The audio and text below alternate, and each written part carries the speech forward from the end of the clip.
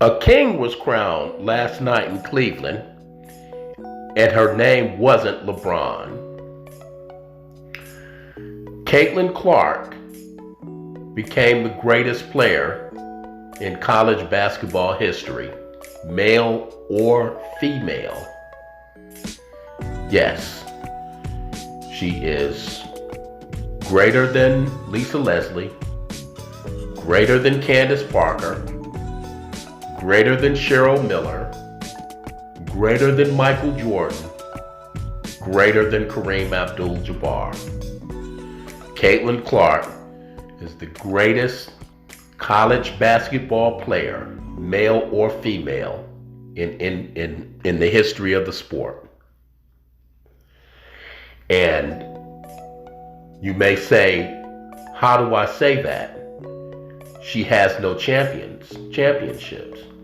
And isn't the core of your argument about why Kobe is the GOAT based on his championships? Yes, it is. But it's about relative to the talent that you played with. I try to explain this concept to people, and I try to convey this concept.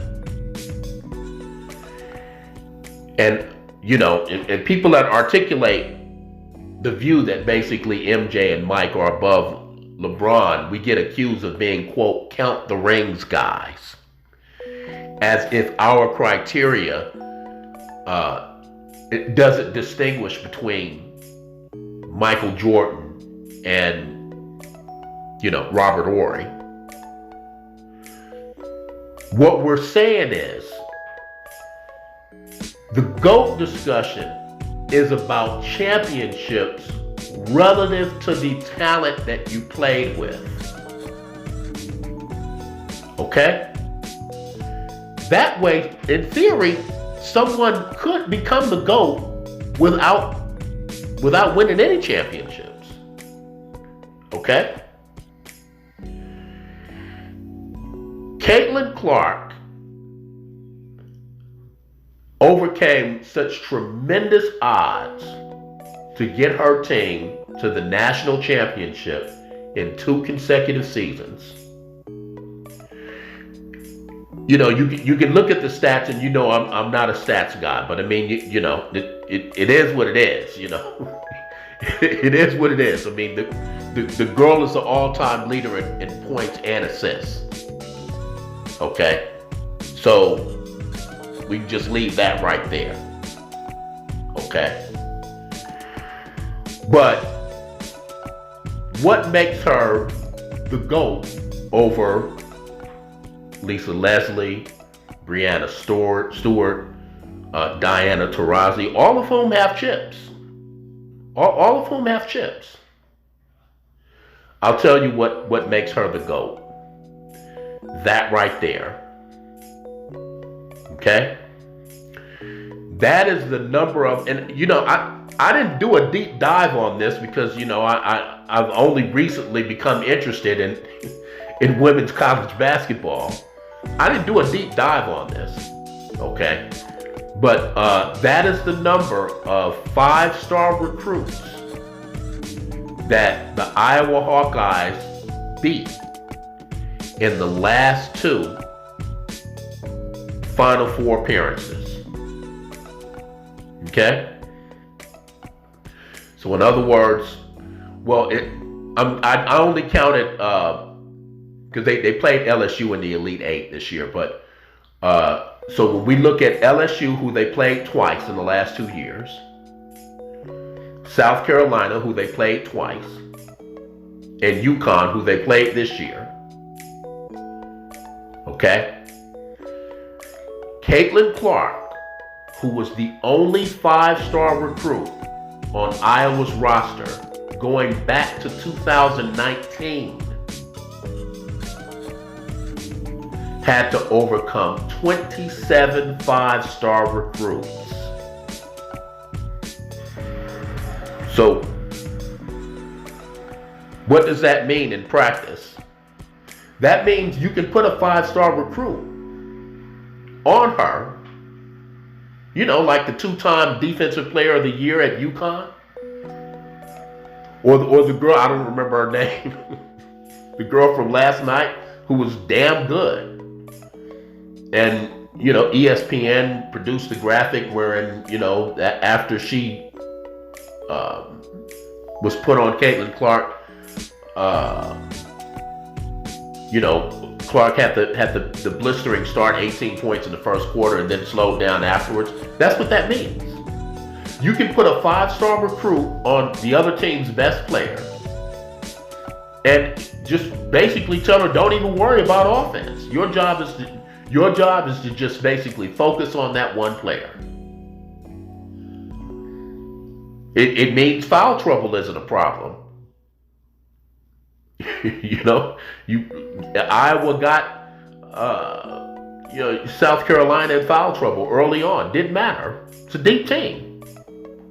South Carolina, 14 5-star recruits in the last 5 years. So this relates to LeBron because we just heard from LeBron on his own podcast that he didn't have enough help. He said it from his mouth. He didn't have enough help in 2011. Okay? In other words, the 6th, 7th, and 8th guy, because he said that, they had a big three, and then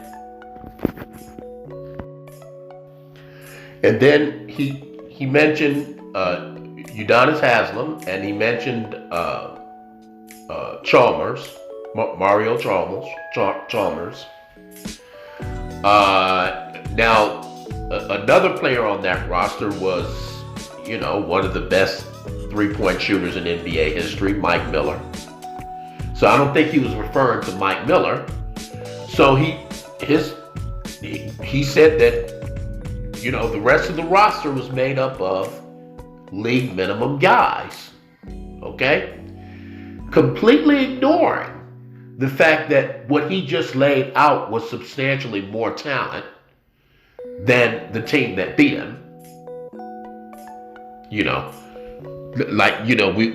just don't forget about the fact that other team's second best player was 37-year-old Jason Kidd. Or Tyson Chandler, who, certainly limited offensively. We just don't completely ignore that. Okay? Furthermore, the dissing of your teammates. LeBron, at that point, you were an Olympian, a multi-time MVP. Did you try to make your teammates better? Did you do that? And by the way, is your style of play conducive to making your teammates better? I want you to take a look at a Caitlin Clark game. Look at last night's game. Look at any of her games. And look at the assists she generates. Caitlin Clark delivers the ball to her teammates when they are in position to score easy buckets. She uses her gravity to create basically layups for her teammates. She doesn't throw the ball to the corner and ask them to shoot 35% threes. Look, LeBron, this is what not having enough help looks like. It looks like last night. Okay? LeBron tries to co-opt that argument. There are players, okay, in the history of basketball that literally didn't have enough help. We just saw it last night. Okay? LeBron's not one of them.